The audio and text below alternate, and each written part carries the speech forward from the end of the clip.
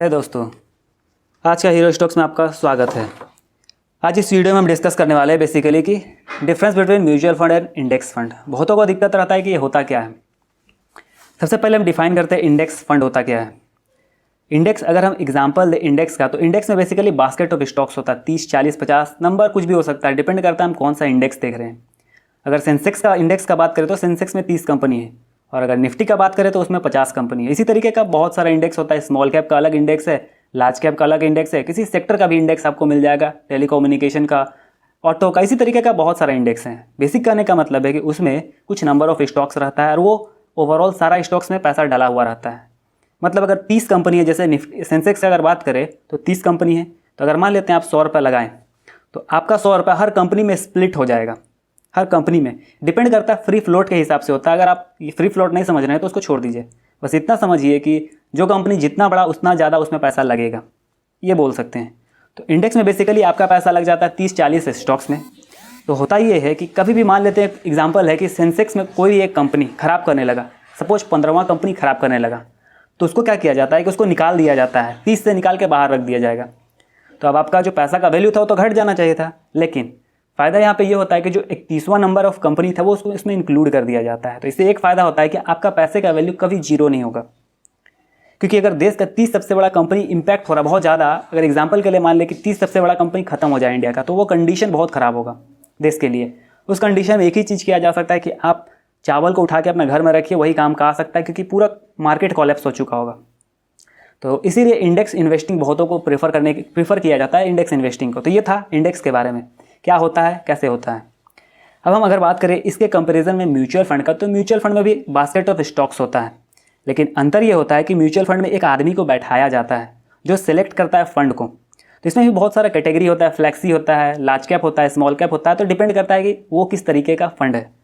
Suppose अगर मान लेते हैं कोई फ्लैक्सी कैप है, तो वो उसका कोई लिमिटेशन है, वो कहीं भी पैसा लगा सकता है, टॉप कंपनी में भी, लेकिन हम छोटा कंपनी में भी, इंडिया से बाहर भी कहीं भी पैसा लगा सकता है। वहीं अगर लार्ज कैप का बात करें तो वो बस बड़ा बड़ा कंपनी में पैसा लगा सकता है, टॉप 100 में लगा सकता है, उससे बाहर वो नहीं लगा सकता है। तो इसी के तरीके से कैटेगराइजेशन किया गया है।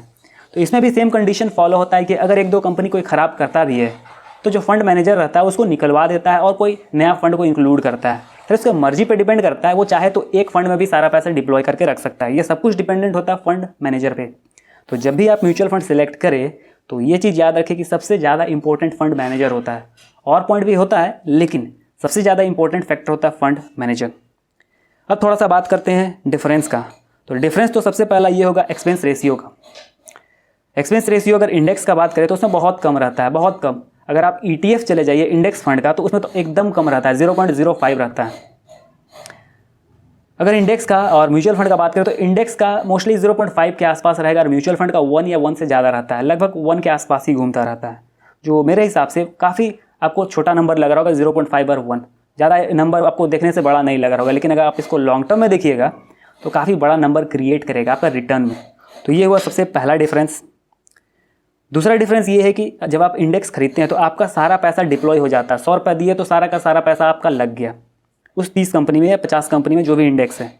लेकिन जब आप किसी म्यूचुअल फंड को खरीदते हैं तो होता ही है कि वो म्यूचुअल फंड मैनेजर पे डिपेंड करता है। हो सकता है कि आपका 100 रुपये को अपने हाथ में होल्ड करके रख ले, हो सकता है कि 30 रुपये को लगाए, सब पैसा को होल्ड नहीं किया जा सकता, लेकिन हो सकता है कि 80% पैसा को लगा दे और 20% पैसा को पकड़ के बैठा रहे, ये सोच के कि आने वाला कभी भी हमको अपॉर्चुनिटी मिल सकता है। जैसे कोविड के टाइम में अपॉर्चुनिटी मिला, और भी बहुत सारा चीज़ होते रहता है मार्केट में जिसमें अपॉर्चुनिटी काफ़ी समय मिलता है, तो उसके लिए वो रेडी रह सकता है। तो ये फ़ायदा है कि अगर फंड मैनेजर बढ़िया है तो आपके पैसे को वो बेटर तरीके से मैनेज कर सकता है, बेटर रिटर्न दिला सकता है बेसिकली बोले तो। ये हुआ दूसरा डिफरेंस।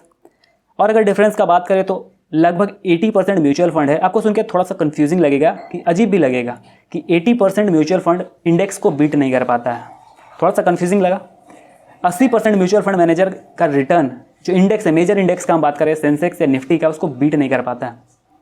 तो जब बीट नहीं कर पा रहा तो बेटर होगा कि आप इंडेक्स में जाके इन्वेस्ट करें, और या फिर आप उस 20% को खोजें जो लगभग इंडेक्स को बीट कर ले रहा है। और उसको खोजने का एक ही तरीका होता है कि आप उस फंड मैनेजर को उस फंड मैनेजर पे रिसर्च करें कि वो कैसा है, वो क्या बोलता है, वो बोलता है तो कितना हद तक सही बोलता है, उसको कंपेयर आप कर सकते हैं। बहुत सारे फंड मैनेजर है जो अपना रिकॉर्ड पहले बना चुके हैं, अच्छा रिकॉर्ड, जो बोलते सही है, जो करते सही है, या उनको कंपेयर कर सकते हैं आप अभी जो फंड मैनेजर आपका है उनसे। तो आपको थोड़ा सा क्लियर पिक्चर पता चलेगा।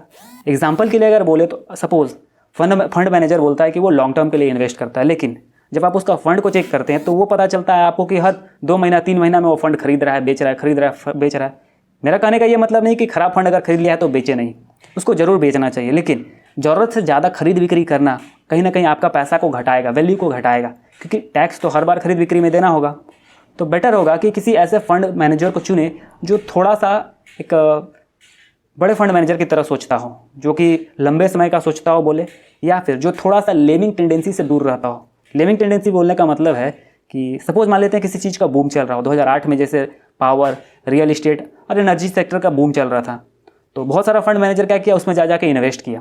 अब इन्वेस्टमेंट करने का तो उसमें कर दिया, लेकिन 2008 के बाद मार्केट गिर गया। तो आप ऐसा नहीं कि म्यूचुअल फंड मैनेजर को लॉस हुआ, लॉस तो आप ही का होगा, क्योंकि पैसा आपका लगा है, उसको तो बस कमीशन मिल रहा है। तो अगर इस तरीके का टेंडेंसी फंड मैनेजर शो करता है कि सब जहाँ इन्वेस्ट कर रहा है हम भी वहाँ जा के इन्वेस्ट करें, तो वो बढ़िया नहीं होता है अगर किसी भी अच्छे फंड मैनेजर के प्रोस्पेक्टिव में देखा जाए तो ये सब कुछ डिफरेंस है जो कि आपको कंसीडर करना चाहिए म्यूचुअल फंड खरीदने में या इंडेक्स को खरीदने में। तो होप आपको क्लियर हुआ होगा सारा पॉइंट। अगर आपको कोई क्वेश्चन है तो मैं चाहूँगा कि आप उसे कमेंट में पूछें ताकि मैं भी आंसर कर सकूँ।